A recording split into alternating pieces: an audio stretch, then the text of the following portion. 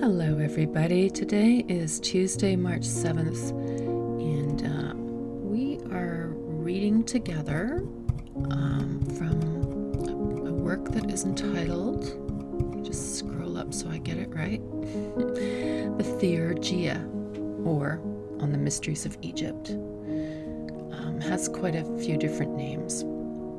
So it's from a letter of someone named Porphyria to Anibo, and then the reply of Abamon, the teacher, and together with the solutions of the questions that are herein contained. It was from the Metaphysical Publishing Company, and that was published in 1911.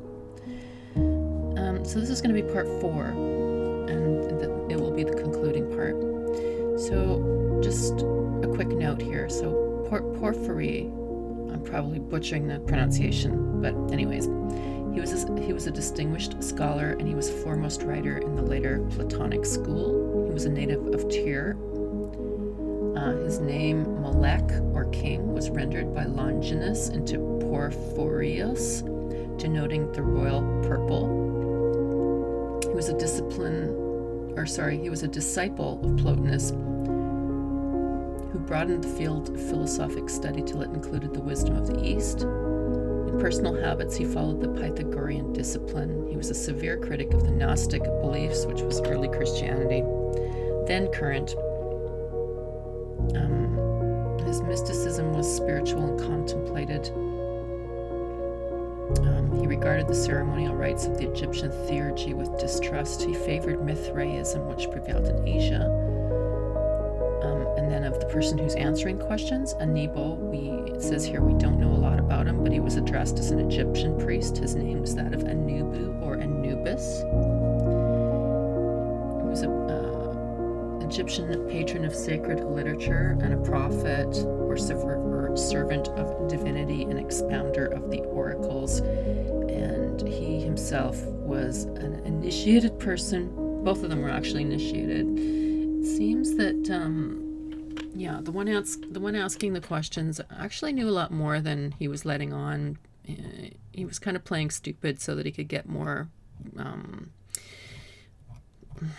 complete answers, I guess, like get him to go into more can't think of the word. More detail. Gosh. Okay. So anyway, this is the last bit, and it's part 2, chapter 5, the superior races and their manifestations. Demons and half-gods, diverse in essence. All right, so these are all answers. It says now, this it now becomes necessary to describe to you in what a demon differs from a hero or half-god and a soul, whether in essence, in power, or in energy. I say accordingly that demons are produced by the generative and creative powers of the gods in the farthest. Now, just a quick note from me, right? When they say the gods, they're talking about the first principle. They're talking about the intelligence that is like a force, I suppose, that like a source field or a 0-point energy field, if you're speaking in terms of quantum physics, from which it's like a point of it's an energy field that is always on the point of becoming, and also on the point of ending. It's like this constant kind of motion, and from it the physical universe arises. Everything that we understand to be physical universes arises from that. Anyways, and it is something that is non-physical. So that's what they're talking about when they're talking about the generative and creative powers of the gods. That's what they're talking about. So they're saying that demons are produced by that. In the furthest extreme of emanation and the last divisions, but that the heroes or half-gods have their origin by the forces of life in the gods, and that the superior and highest in rank of the souls are brought to completeness and distinguished from these forces. The nature of the demons and half-gods being thus derived from different sources, their essence is of necessity different. Thus, that of the demons is effective of purposes, bringing to maturity the natures about the world, and exercising guardianship individually over those coming into existence. This is a note from Plato. It says, "This is the beginning of another period for man of mortal race. The demon will not receive you as having been allotted to him, but you will choose the demon. The cause is in him who makes the choice." I think that's kind of interesting because, I know that some people are taught that the demon chooses you, right? But actually, yeah, it kind of makes sense, right? If like energy is attracted to like, you're going to be attracted to a specific demon and they're going to be attracted to you. And so, I don't know, you choose them, but they also, I don't know, I think they also choose you. You choose each other. Going on with this reading. That of the heroes is life-sustaining, promotive of the reasoning faculty, and directive of souls.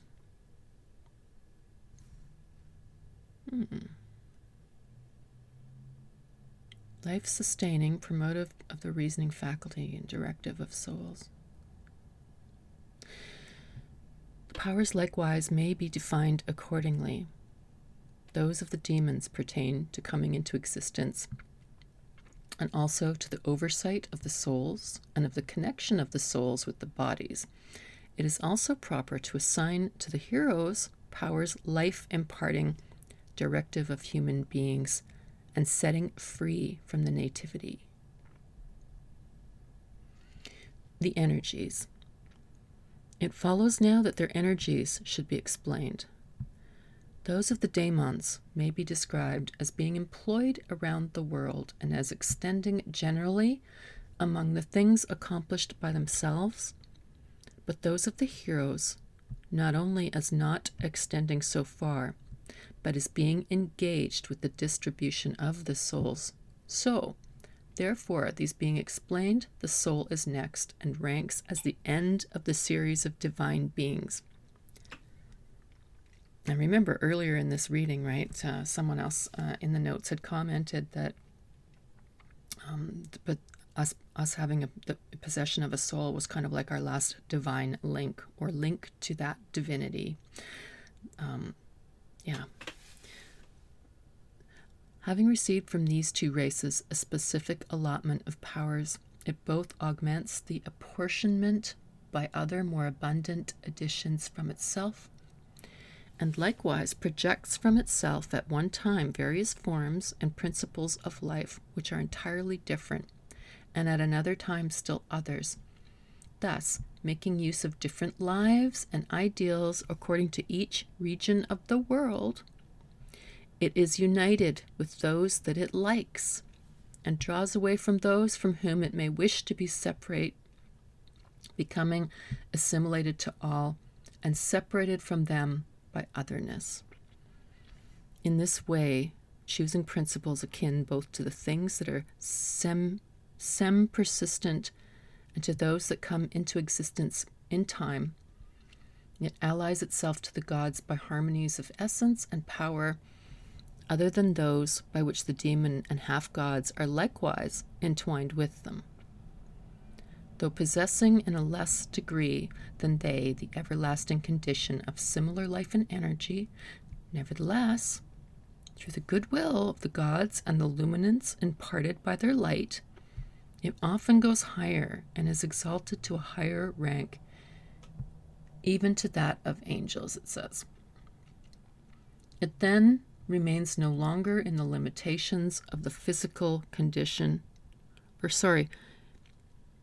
it then remains no longer in the limitations of the psychal, P-S-Y-C-H-A-L, I think that's psychical condition, but is developed completely through its whole substance into they're calling it an angelic soul and an uncontaminate life. I would just make a quick note here, that it seems to me from a lot of different readings of different older bits of work that the two terms seem to be kind of interchangeable. Perhaps they are different, I don't know. They do seem to be different species, and yet they do exist on that sort of spectrum or stratum. The demons apparently are higher ranked than angels. But at any rate, here it seems to be the opposite. It often goes higher and exalted to a higher rank, even to that of angels. Just a second here. In this way, choosing principles. Okay, hang on. Let's go back over this for 1 second here. Having received from these two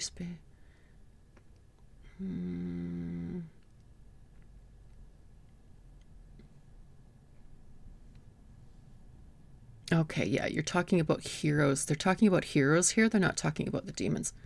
They said that those of the demons may be described as being employed around the world and as extending generally among the things accomplished by themselves. But those of the heroes, okay, having received... I'm just checking here. I'm just rereading this really fast to see if I've missed something in it.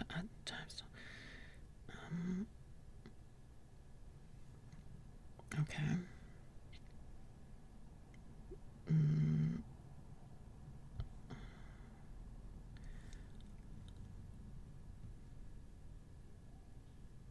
Though possessing in a less degree than they the everlasting condition of similar life and energy.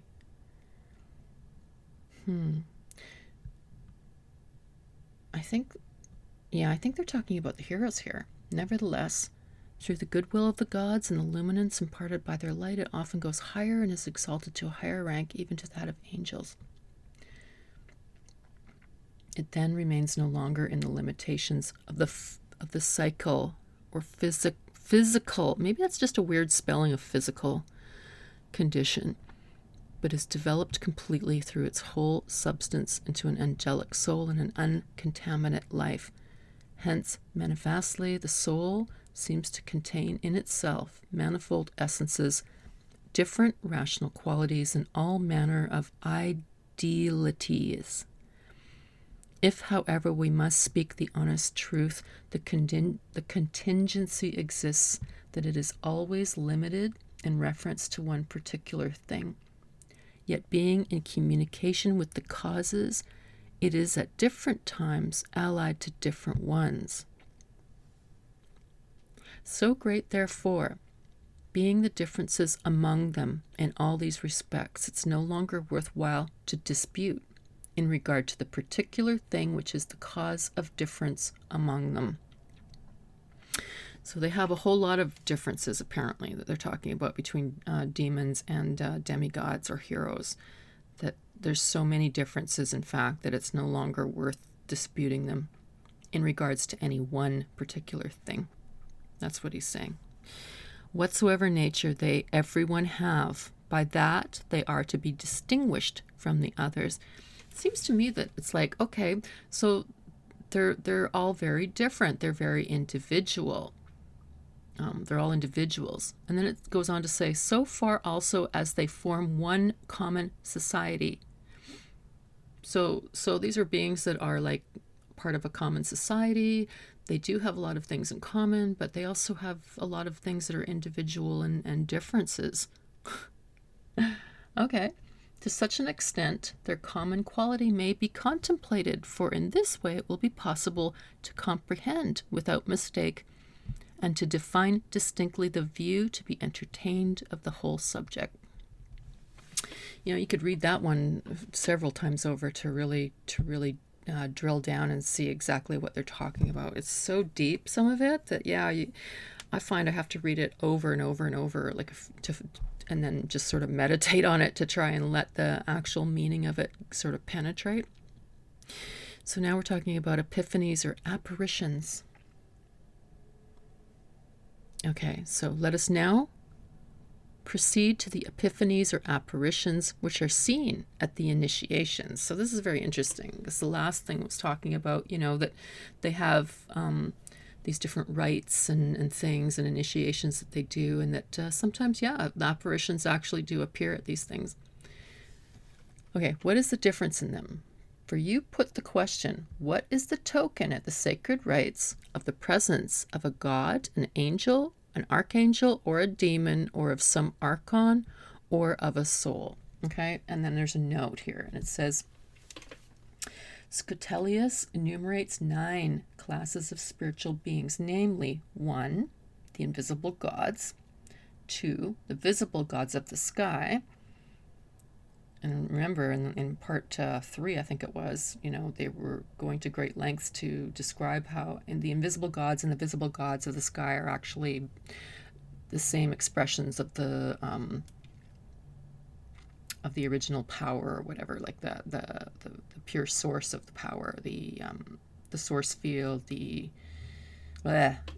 it's got a lot of different names. Basically, the intelligence that underlies the whole physical existence, and that it's quite different from whatever else comes after that. But at any rate, so we've got invisible gods, visible gods of the sky, then interesting, and then it says archangels, and then angels, and then demons, and then leaders, and then princes, and then heroes or demigods, and then souls.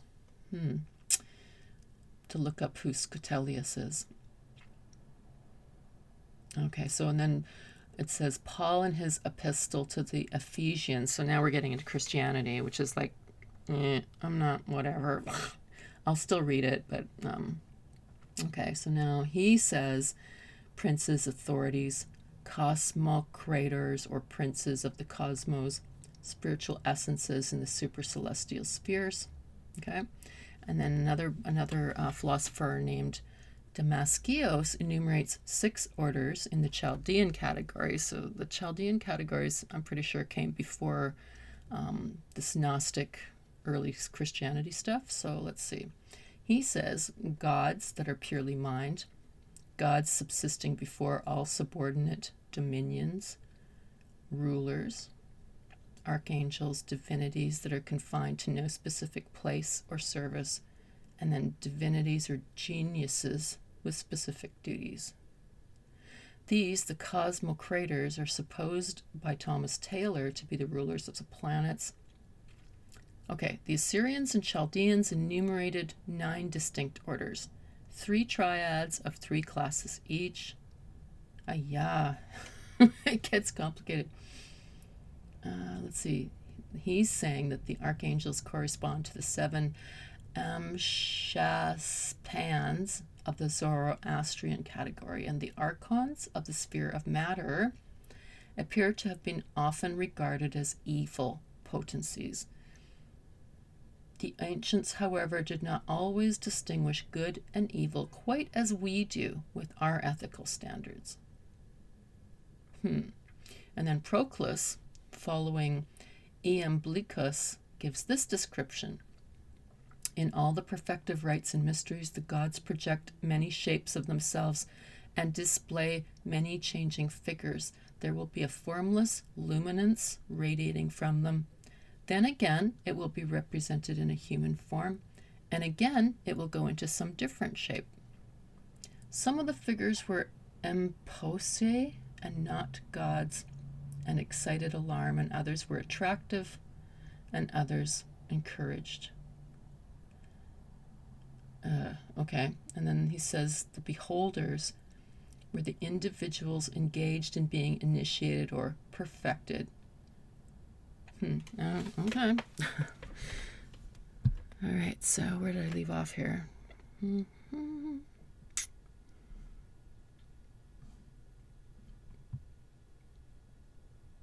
Okay, I'm gonna pick it up again here. I'm pretty sure that's where we left off. I will therefore in a single statement, now we're back to this person that's actually answering, okay? I will therefore in a single statement lay down the proposition. It's interesting because I'm pretty sure I read earlier that it went invisible gods, visible gods, and then demons, and then angels and archangels. So according to different philosophers, the order might be a little bit moved around, but in essence, it seems to be the same races of beings.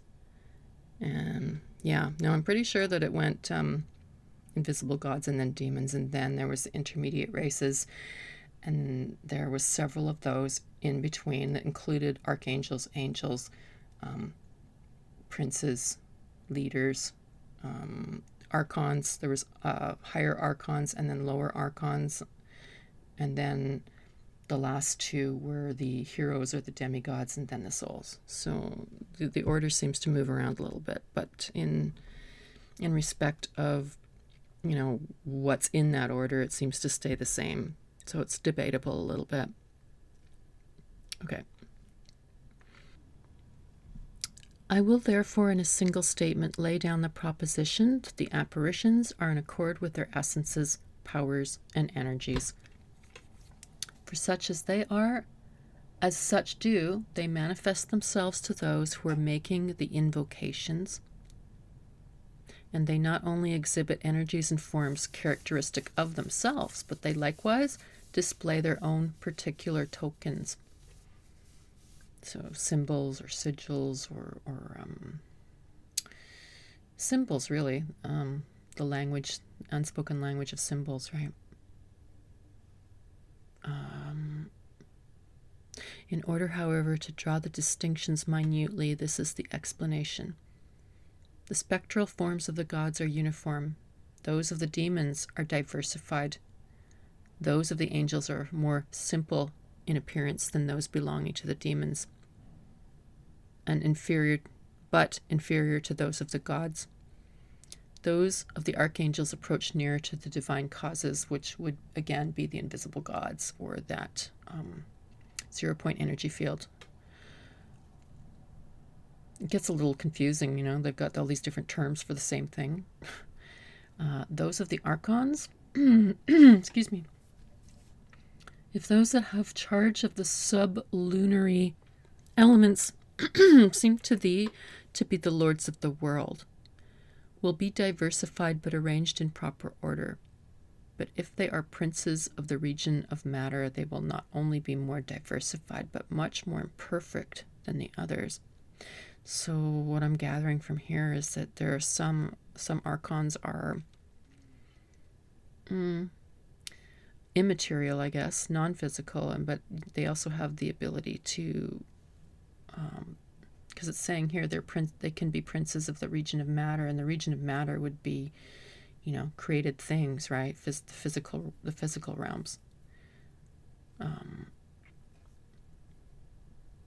It seems like the lower down that you go into the physical, the more diversified it becomes, but that also makes more of an opening for beings that we would think of as perhaps more imperfect, or, some of us would say evil. So, because there are definitely, in this whole spectrum or range of these different beings, right? You've got invisible gods, or they've got so many different names: divine causes, invisible gods, source field, 0-point energy. These are the gods in a sense, and these gods appear to be they're individual, because it's each of us as a human being, we actually have a personal connection to them. So they change according to who is calling upon them, right? They're individual, and they exist on a spectrum. It seems like, from what I'm looking at, these invisible gods, or whatever other name you want to give it, or the visible gods of the sky. The next one down was, it says here in the notes, one of them is saying Scutelius is putting archangels and angels ahead of demons, but I've also read other lists where it went actually demons and then archangels and then angels. So, and it's saying that the demons are more complicated, more, Anyways, it's pretty debatable, right? It's interesting. You could definitely debate on that one. But at any rate, so those of the demons are diversified, and those of the angels or archangels are more simple in appearance than those belonging to the demons. And when we're talking about the archons, these archons are, I think, the ones that are really causing the problems. And the demons get the blame for this stuff, but I think that it's really the archons. But of course, that's just my opinion, right? All right, so So if these lower archons are princes of the region of matter, they will not only be more diversified, but much more imperfect than any of the others. And those of the souls will appear in every kind of style.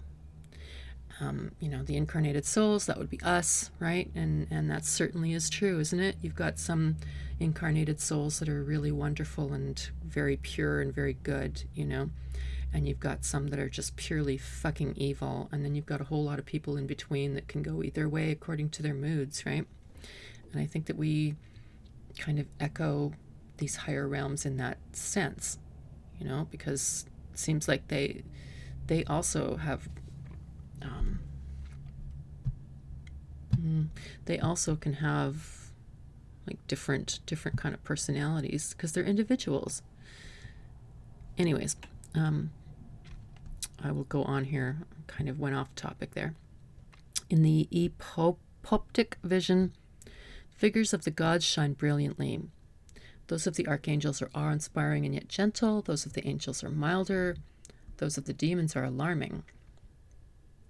Those of the half-gods, although these are left out in your question, yet there should be an answer for the sake of the truth, because they are more gentle than those of the demons. Those of the archons are terrifying to the beholders. If they are the archons of the universe, and hurtful and distressing, they are of the realm of matter. Okay, so that's what I was just actually kind of saying, right? Yeah, okay, so the archons that are actual, more connected, not so immutable or immovable, which is how they tend to describe these invisible gods of the sky. These archons are lower down the chain. They are more closer to like our physical realm, archons of the universe, and these ones can be very hurtful and distressing, and those are the ones that are feeding on loosh. Those are the ones that pretend and masquerade to be the higher beings, and they're the ones that want worship. Whereas, this teacher was actually saying that no, you shouldn't be worshiping anything outside of yourself, that it is a natural essence of a human being to want to worship, but you actually should be worshiping the God within, and because you have a connection that is inherently within you that connects you to that highest invisible gods, and that's where the worship needs to go. But at any rate, it's very, very interesting. I want to write about it for sure and just discuss it some more. All right, so if they are the archons of the universe, they're hurtful and distressing. If they are of the realm of matter, the figures of the souls are similar to those of the half-gods, except that they're inferior to them.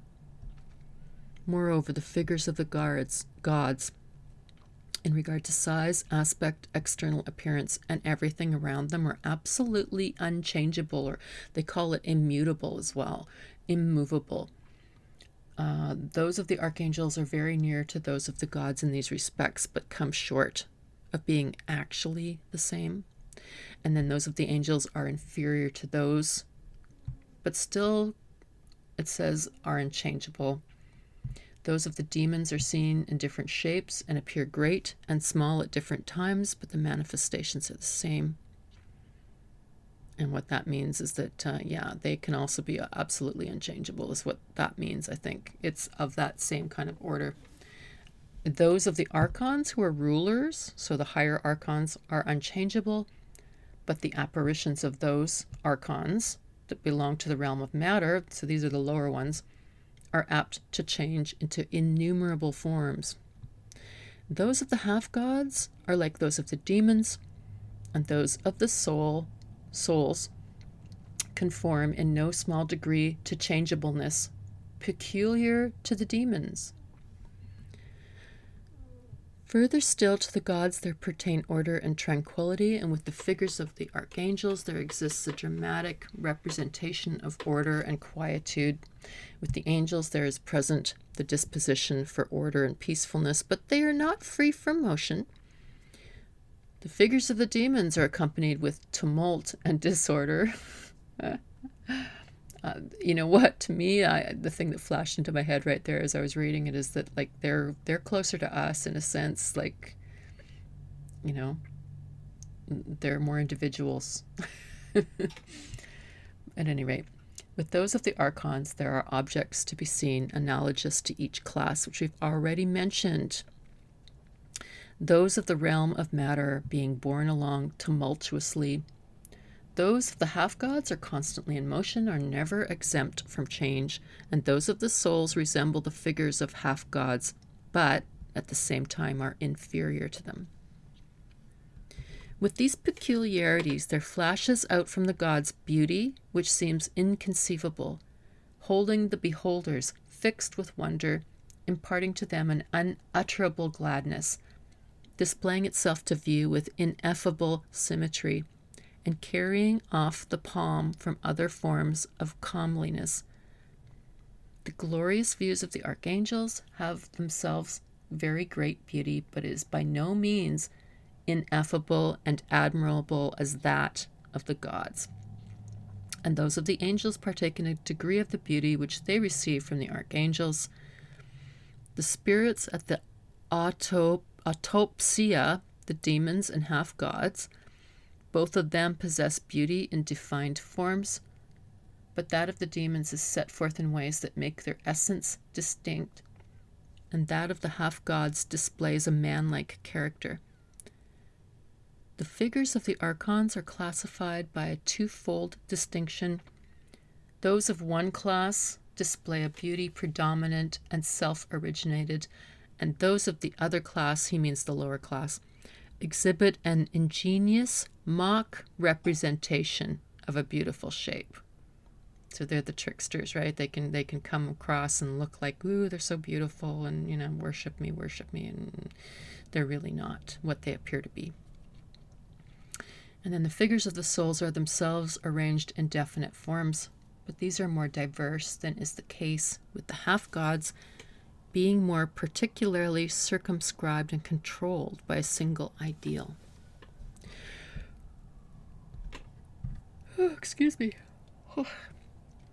If, however, it's necessary in regards to them all that they shall be defined by a common rule, I say that as every one of them all is constituted, and as it has its own peculiar nature, even so do they all participate of the absolute beauty according to their existing allotment.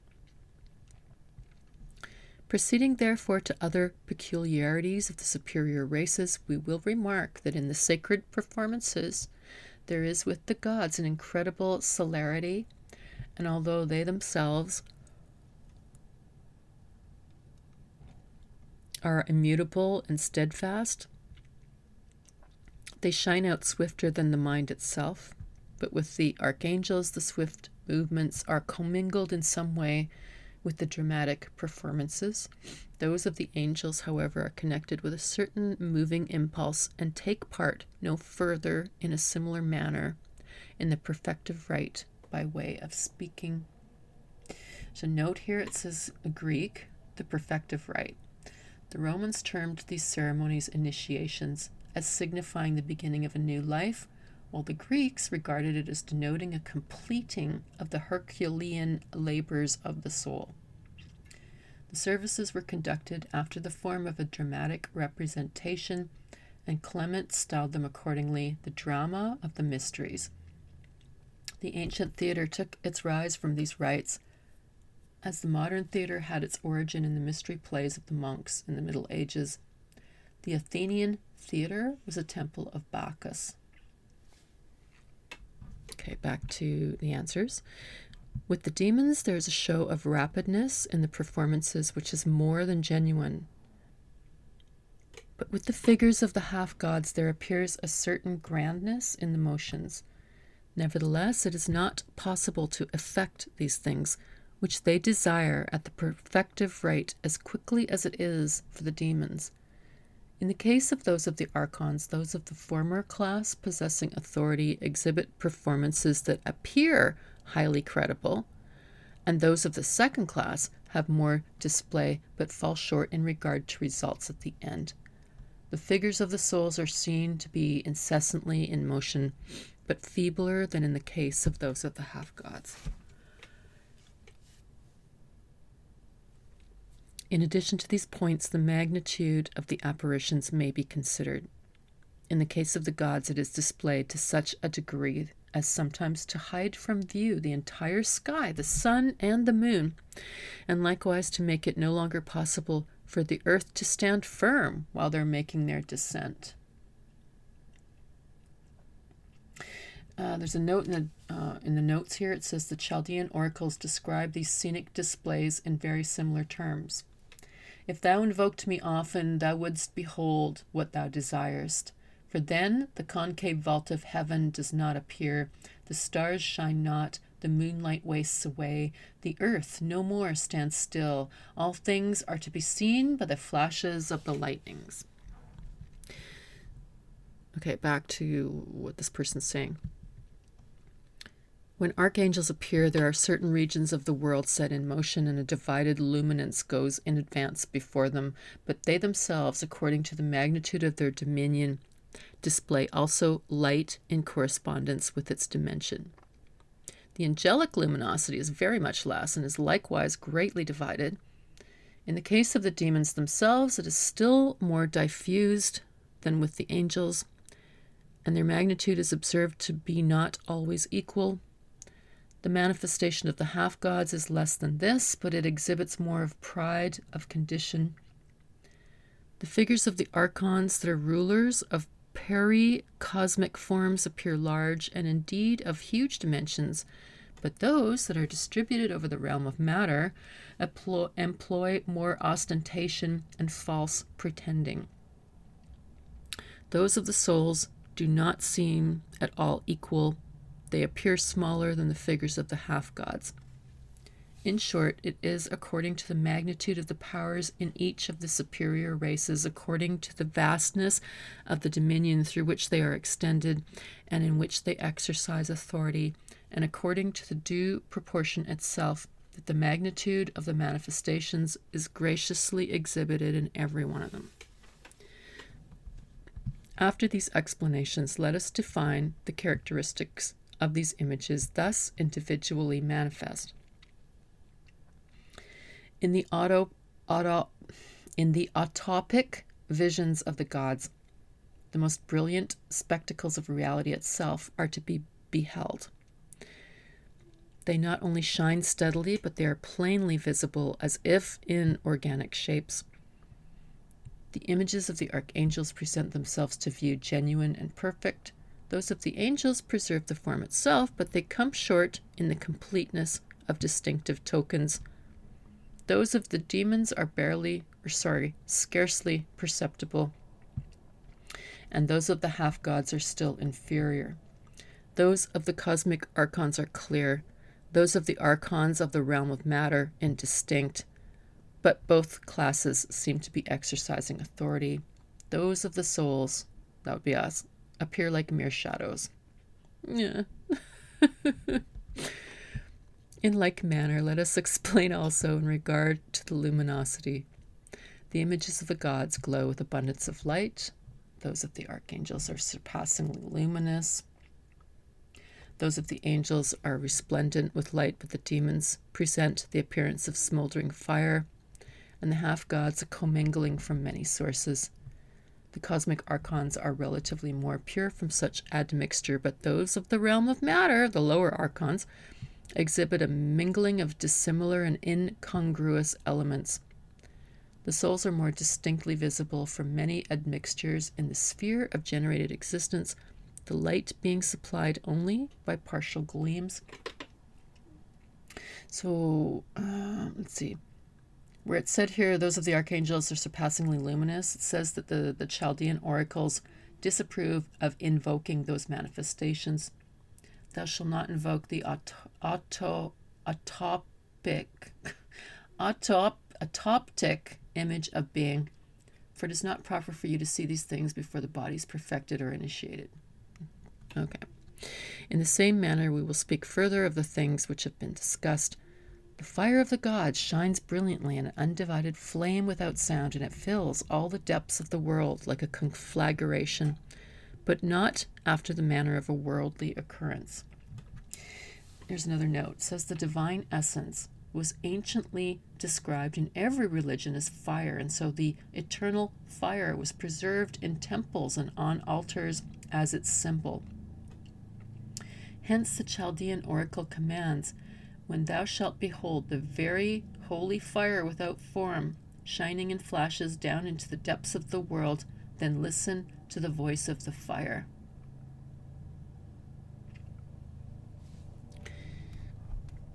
The fire of the archangel is unbroken, but there's to be seen around it a great mass going before it or following after it. Fire of the angels is disjoined, yet it appears in very perfect forms. That of the demons is not only circumscribed into still briefer dimensions and may be explained in a word, but it is not worthy to be noticed by those who are contemplating spectacle of the superior beings. That of the half-gods contain after a manner the same peculiarities, but at the same time it falls short of an exact similarity to that of the demons. That of the archons of the higher class is observed to be more glowing, but in the case of those belonging to the realm of matter, the lower ones, it's darker. That of the souls themselves exhibit many divisions and various forms mingled together from many of the natures around the world. To repeat, the fire of the gods is always stable to the view. That of the archangels is mild, that of the angels in constant motion, that of the demons is unstable, that of the heroes is for the most part in swift motion, that of the archons of the first or upper class is mild, that of the lower order is full of fluctuation, and that of the souls changes with innumerable motions. Okay, the superior races in matter. Nevertheless, that which operates to purify the souls from impurity incident in the realm of generated existence is complete in the gods, but is simply of an exalting character in the archangels. The angels only loosen the bonds which fasten them to the sphere of matter. Demons draw them into the realm of nature.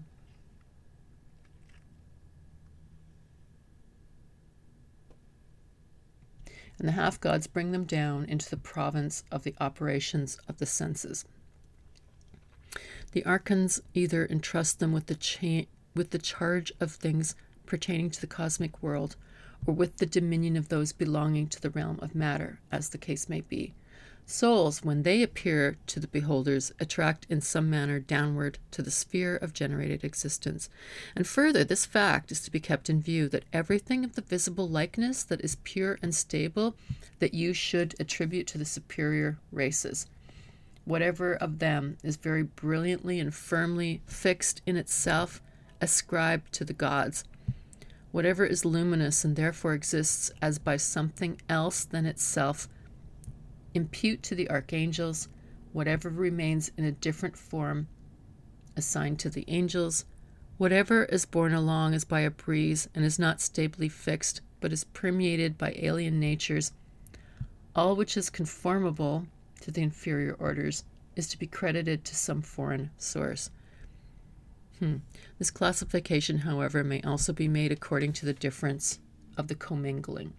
For with the daemons, emanations from the planetary worlds are mingled and are borne along unsteadily by the motion of the astral world. With the half-gods, groups of spirits belonging to the department of generated life are again mixed up around which they are also themselves constantly in motion. The cosmic archons likewise remain exhibiting the cosmic character which they possess, but those archons that belong to the realm of matter are filled with exhalations of the material region.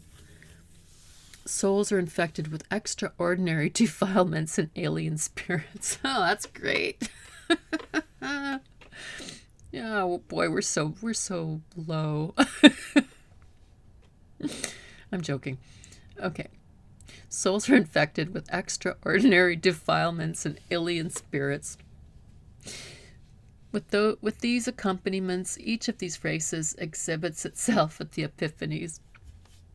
To you it will be no unimportant evidence that on these occasions there is, in the case of the gods, a consuming of matter all at once, as by lightning.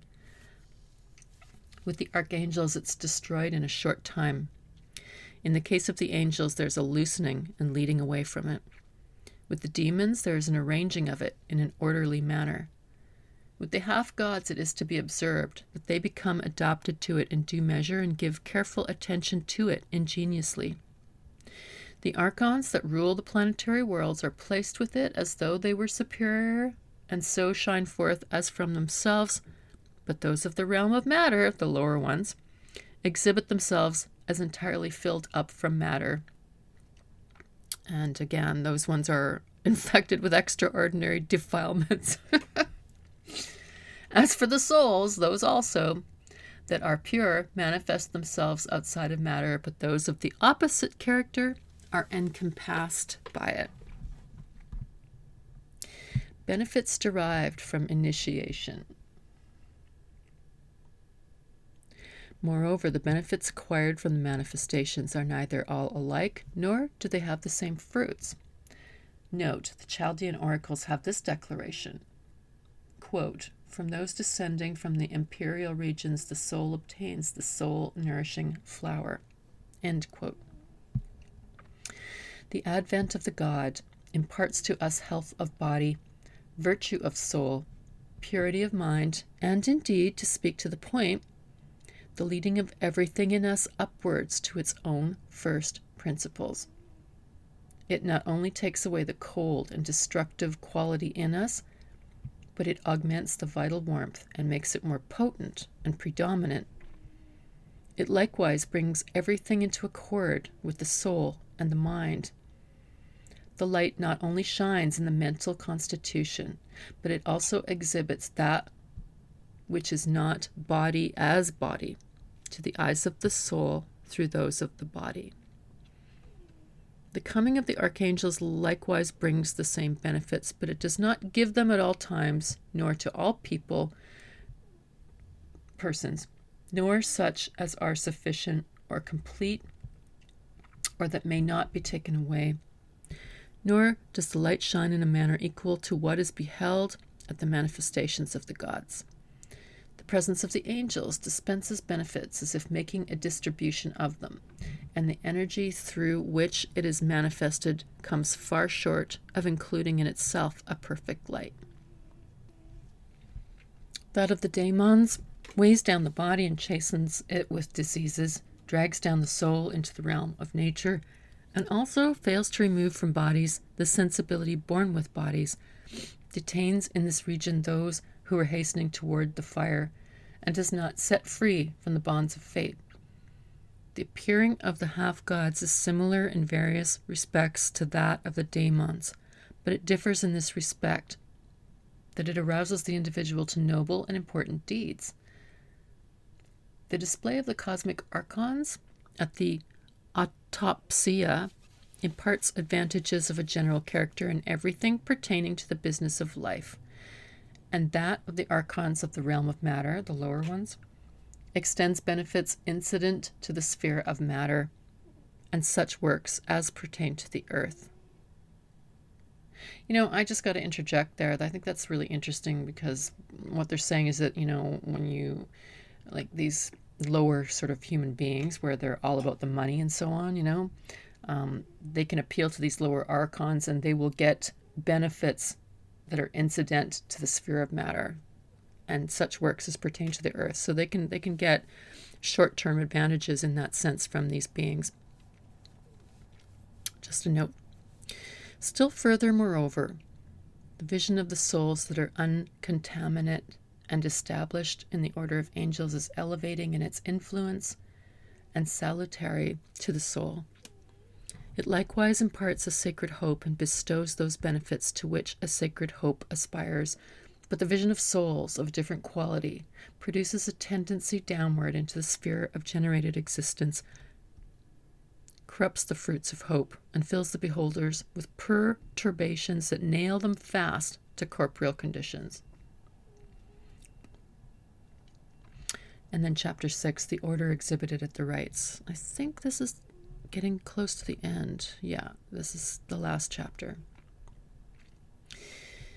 Besides, there takes place at the autopsies an exhibition of the order which those that are beheld carefully maintain, namely, that of the gods, having gods or angels around them, that of the archangels, having angels either that precede them, keep in line with them, or follow after, or else being accompanied by another company of angels acting as an escort, that of the angels exhibiting the peculiar operations of the order to which they have attained, that of the good daemons presenting for contemplation their own works and the benefits which they bestow, that of the avenging daemons displaying the forms of vengeance, that of other evil daemons encompassed by hurtful, blood-sucking, and fierce wild beasts.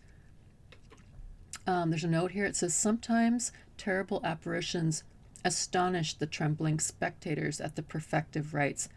This was the case everywhere. In the Chaldean oracles, mention is made of these direful creatures. They're called dogs of the earth. Thy vessel, the body, the Chthonian beasts shall make their home. This implies obsession and evil influences from the spiritual world. Okay, and then that of the archons of the cosmos, the higher ones, exhibiting along with themselves certain regions of the universe. That of the other class of archons, the low ones, attracting the disorder and discord of the realm of matter. That of a soul that is entire and not held fast in a specific form. It is beheld around the whole cosmic region as a formless fire, indicative of the soul of the world, entire, one, undivided, and without form. That of the purified soul. The glowing shape is seen, the fire pure and without mixture. Then are seen its innermost luminance and the form pure and steady, and it follows after the upward leading guide, rejoicing with hearty goodwill, and itself by its operations showing its proper rank.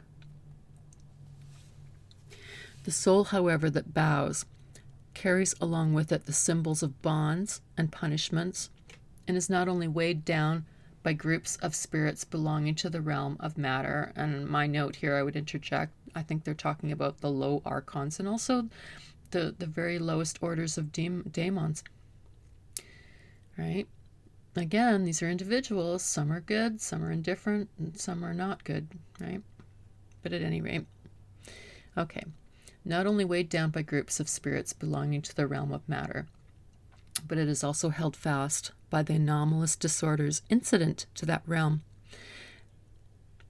And there are also seen daemons of the generative order placing their authority directly before it. So that's, what was I just saying? Okay. In short, all these races make their respective orders duly distinguishable, and they show at once the regions which have fallen to them, and the allotments in which they abide. Those that are of the air display aerial fire. The earthly ones a Chthonian and darker light. The celestials a more splendid luminance. All these races are distributed in these three regions, the earth, air, and superior heavens, in the threefold order of beginning, intermediary, and last.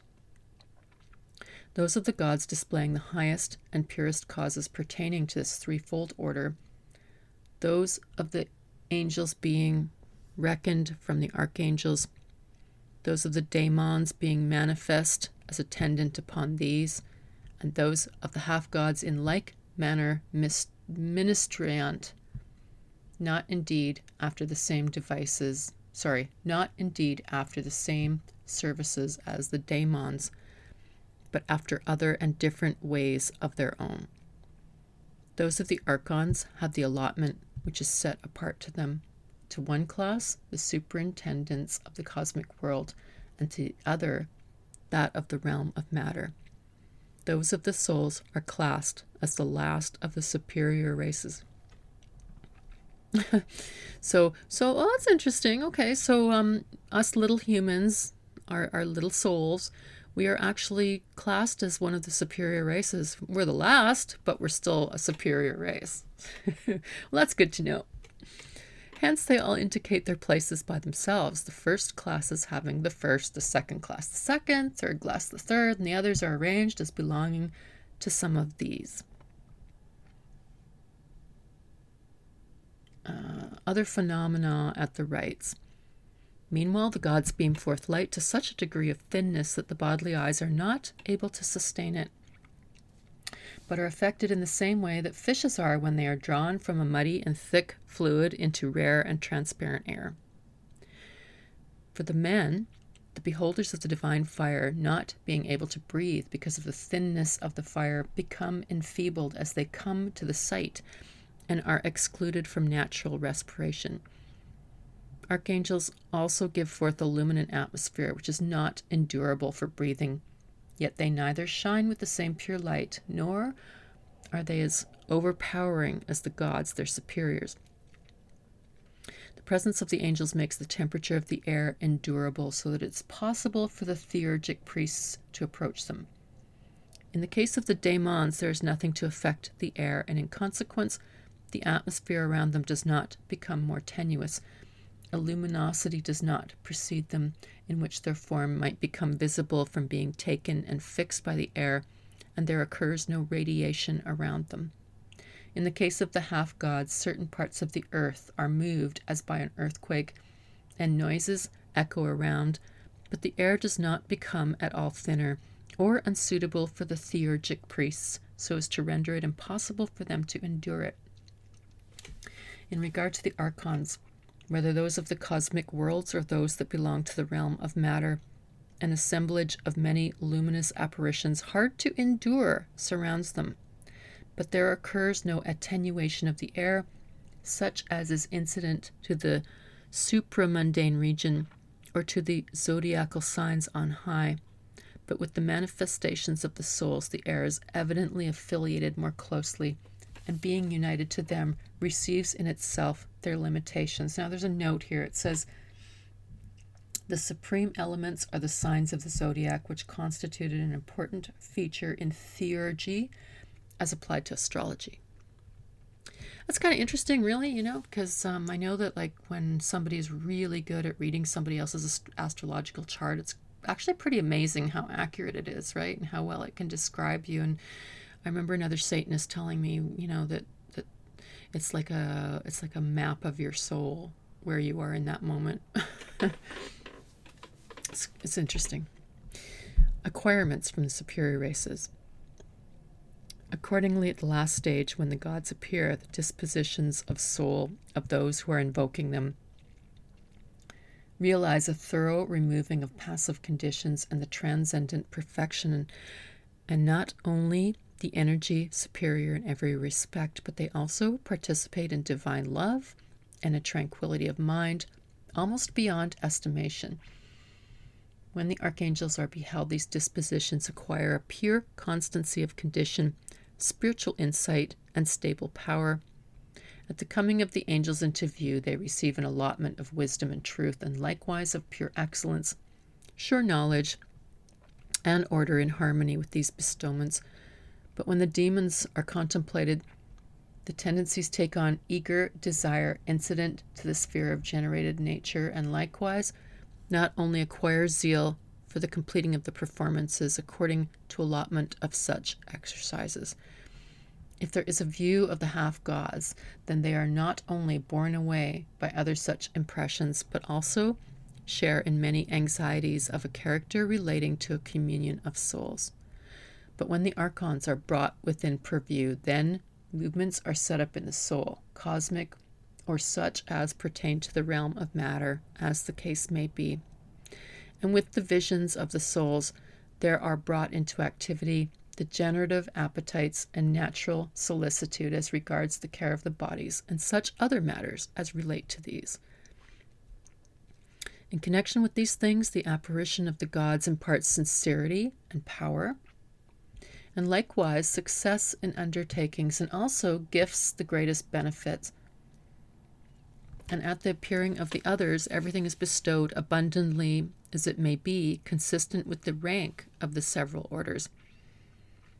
For example, that of the archangels gives the perception of what is true, not simply in regard to all things collectively, but definitely in relation to specific matters, and this not at all times, but occasionally, not indefinitely to all or everywhere, but singly in a particular matter or to some special purpose. In short, it does not confer power in like manner, neither upon all, nor at all times, nor everywhere, but only sometimes and in some particular way. At the appearing of the angels, there are still narrower limitations than these in the circuit in the bestowing of benefits. The coming of the daemons into view does not impart gifts good to the soul, but either those of the body or which relate to the body. These they dispense wherever the order of the universe permits. According to the same conditions, the presence of the half-gods imparts benefits of the second and third order, aiming to acquire supervision of the entire polity of souls, but those of the earth and those of the cosmic realm. At the manifestation of the archons, the cosmic and other class, the lower ones, the former confer blessings of a cosmic nature and those of this life, but those of the inferior rank bring out not a few advantages incident to the realm of matter. They exhibit to the beholders things which contribute to the welfare of human life. Thus we have set forth particularly the boons received from these superior races according to the respective order of every one, and have likewise made a complete answer to what you have asked in regards to matters of importance in relation to their appearings to view. So much then let us set forth respecting these subjects: boastful speech and deceptive images.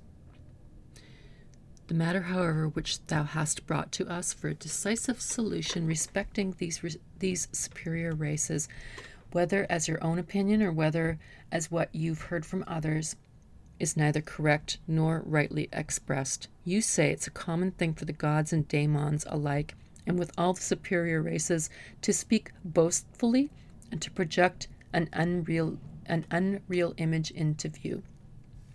Such is not the fact as you suppose. For God, an angel, and a good daemon, when they appear at the rites, give instructions freely to human beings in regards to their own essence, but never, in addition, make use in their teachings of any expression greater than their transcendent power or inherent good qualities.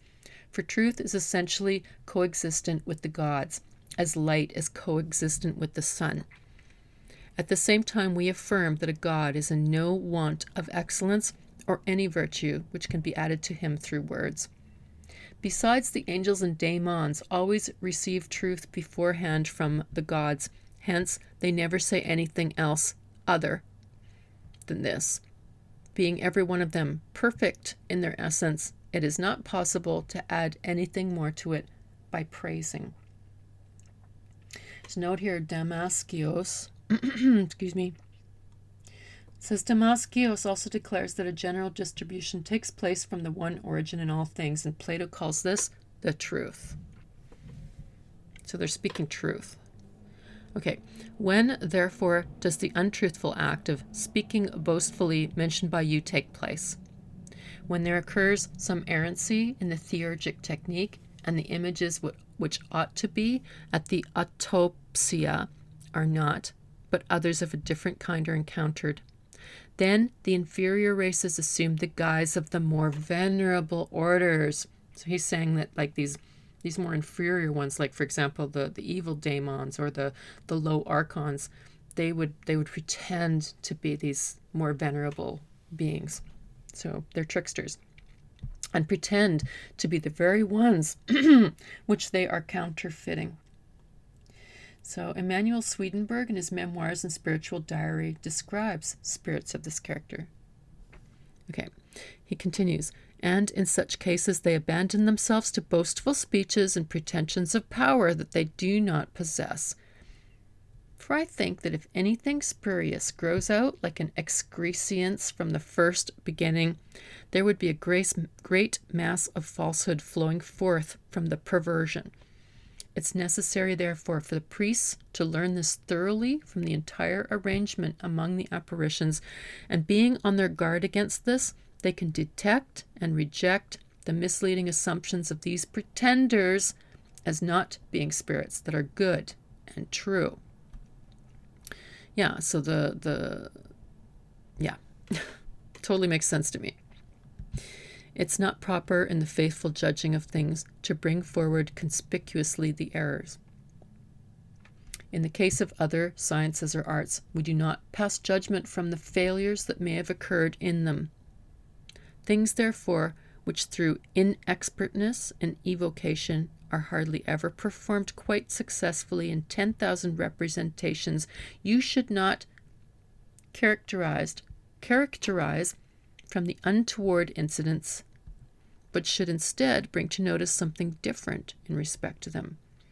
For though the performances of the self-revealing display are such failures as you say they are, boastful and false, those of the true adepts around the fire are both genuine and true. There's another note here. It says Greek. Perhaps this refers to the fact also that fit the final vision witnessed at the perfective rite or autopsia, the beholder was revealed to himself in the impression which it gave him. Certainly Plato and Alcibiades regarded it with different sentiments. Okay, back to what this guy's saying. For as in regard to everything else, the ruling powers begin first by themselves and furnish to themselves that which they bestow to others, as for example in essence, in life, in action. So also supplying the truth abundantly to all beings. They are true, first of all, in respect to themselves, and at the very outset show their own essence to the beholders. Hence, likewise, they exhibit the autoptic fire to the theurgic priests. For it is not the operation of heat to freeze, nor of light to make dark or to hide anything from view, nor in anything else the function of which is to accomplish a particular thing, for there the power to perform some contrary operation at the same time. But on the other hand, those that are not of that nature and are contrary to them in essence are able to receive these contrary impulses, or are naturally disposed to fall into evil. We say the same things now in regard to phantasms or apparitions, for if these are not themselves genuine, but others of the kind are so, that really exist, they certainly will not be among the self-revealing spirits, but are of the kind that display themselves ostentatiously as genuine. So they're tricksters, they're pretenders. These participate in deception and falsehood after the manner of the forms that appear in mirrors, and they thus attract the understanding to no good purpose in regard to matters which never will be true of the superior races, but will be among fraudulent deceptions. For the counterfeit of that which really is, and that also which resembles it faintly, as well as that which has become a source of deception, are characteristic of the races that are genuine and distinct to the view. On the other hand, the gods and those that come after the gods reveal true likenesses of themselves, but never project apparitions such as are formed in water or in mirrors. Why should they exhibit these phantasms? Would it be to bring evidence of their own essence and power? On the contrary, these things are not at all necessary. They become a source of error and deception to those who believe. Sorry, I just lost my place for a second. I looked away for a minute. Okay. They become a source of error and deception to those who believe, and they draw away the beholders from the genuine knowledge of the gods. What useful thing do they bestow on those who are contemplating these things in the epoptic vision? What profit can be derived from that which is false? Yet, unless divinity has this nature, will it project a phantasm from itself? How possibly can a race that is stable and firmly established in itself, and that is the source of essence of that which is genuine, create in an alien seat a deceptive counterfeit from itself? By no means certainly does a god either transform himself into phantasms or project them from himself into other things, but he causes to shine forth from himself true intuitions in the true moral nature of the souls. According to these facts, they also who accompany the gods are zealous in regard to the genuineness of the gods. Next, however, you affirm that it is a common thing for the gods and demons and other races to make likenesses and speak boastfully of themselves. Such a mode of speaking confounds all the races of superior beings with each other, and leaves no difference between one and another. For in this view of the matter, all qualities will be common with them, and nothing that is choice will be conceded to the exalted ones. It is more just, therefore, to ask by way of denial, in what way then will the race of gods be superior to that of the demons? But the fact is that these races have no common plane. It is not imaginable. It is not proper to argue from the last and lowest races and from the false steps among the last races in regards to the first orders and the genuine impressions seen of them. Anyone thus thinking in regard to these matters will come close to what is right and will become acceptable to the gods. Thou also affirms that ignorance and delusion in respect to the gods is irreligiousness and impiety, and you submit the true doctrine in relation to these things. In all this there is no conflict of sentiment, but it is confessed by all alike. For who will not agree that the superior knowledge which is possessed of real beings is most closely affiliated to the gods, but that the condition of not knowing falls infinitely far away from the divine causes of true ideals, sinking down to non-being? As, however, there has not been enough said upon this matter, I will add what is wanting. And because your statement is made in a philosophic and logical manner rather than according to the working technique of the priests, I think it's necessary to say something of a more theurgic character in regard to these matters. Be it so that not knowing and delusion are discord and impiety. He's quoting him there. He says, the quote, not knowing and delusion are discord and impiety, end quote.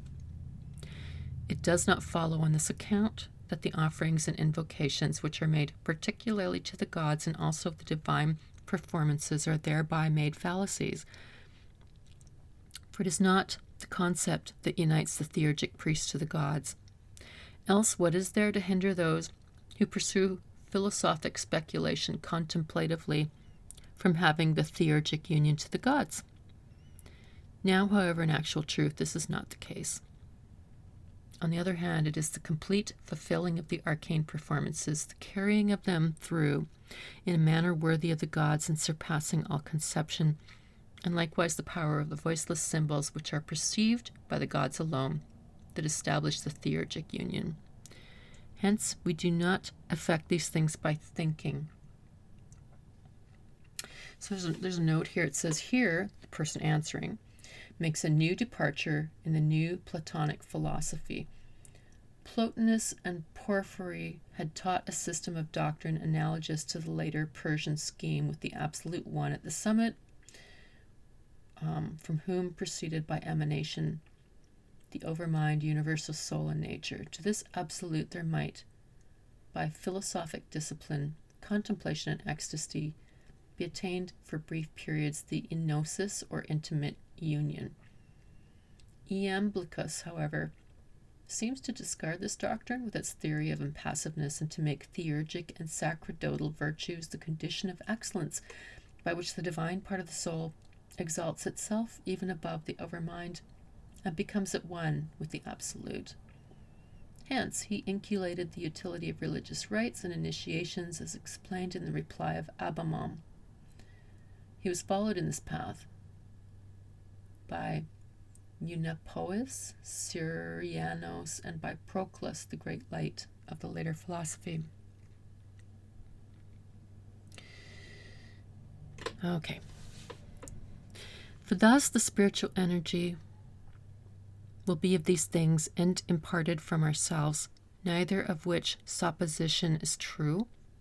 For even when we are not revolving these things in mind, the sacred emblems themselves are accomplishing their own work, and the ineffable power of the gods to whom these emblems belong recognizes of itself its own likeness. This, however, is not from having been aroused by our intelligence, for it is not in the nature of things that those that encompass should be set in motion by those that are encompassed, nor things that are perfect by those that are imperfect, nor wholes by parts. Hence the divine causes are not called forth beforehand into operation by our acts of thinking. Nevertheless, it's necessary to acknowledge these and also all the best conditions of the soul and the purity pertaining to us as certain joint causes before existing. Yet the things which arouse the divine will, as by authority, are the divine countersigns themselves, and thus the activities of the gods are set in motion by themselves, and do not receive into themselves from an inferior source any principle of their characteristic energy. I have prolonged this discussion to this extent in order that you may not be led to think that all command of the operation in the theurgic rites is from us, and that you may not suppose that the genuineness of these performances is actually regulated by conditions in our acts of thinking, or that they are made false by deception. For although we may know the peculiarities which are incident to each race of the superior beings, we may fail to hit upon the truth in regards to their operations. Yet without this knowledge, the mystic union never takes place. Nevertheless, the union and the knowledge are by no means the same thing. So the divine purity is in no sense by means of the right knowledge, as that of the body is not through health, but on the other hand, it's more completely one and more pure than knowledge. Nothing, therefore, of such qualities in us or anything whatever that is human helps in any way to the accomplishment of the divine exercises. Accept this accordingly, which indeed is said in addition, but is a sufficient reply to your whole conception in regard to technique of theurgy. But those statements of thine have the same force with those in which you acknowledge that the superior knowledge in respect to the gods is holy and helpful, and call the not knowing in respect to things revered and beautiful darkness, but the knowing of them light, adding that the former condition will cause human beings to be beset with every form of evil through ignorance and restlessness, and the other will be the source of everything beneficial. For all these things tend in the same direction with those which have been mentioned, and obtain a fitting notice with them. It is necessary, therefore, to pass them by and to proceed with the inquiries respecting the oracular art in order to resolve them. I think what he's saying, this is just a feeling that I get. I'd have to read it a few more times, but so the guy asking the questions is saying that, basically that which is holy and helpful is and the knowing of these things is considered to be light, and that evil through ignorance and restlessness, and that is darkness. And what he's saying is that actually both light and darkness is coming from this highest order. All these things tend in the same direction.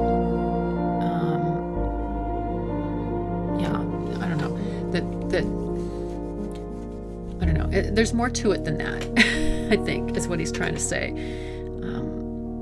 That's kind of a simplistic explanation. Like, you can't really have the light without the dark, or the dark without the light. It seems like the two of them are both necessary to enjoy a more complete understanding. Yeah, anyway, that seems to be that's kind of the sense that I'm getting of that. At any rate, that concludes part 4. I hope you guys enjoyed yourselves. I hope that you learned some stuff. I hope it was inspiring. And thanks for your time. Thanks for listening. And yeah, have a really great day wherever you happen to be. And we'll see you back here again real soon, I hope. And until then, I'm going to say goodbye for now. Take care, you guys.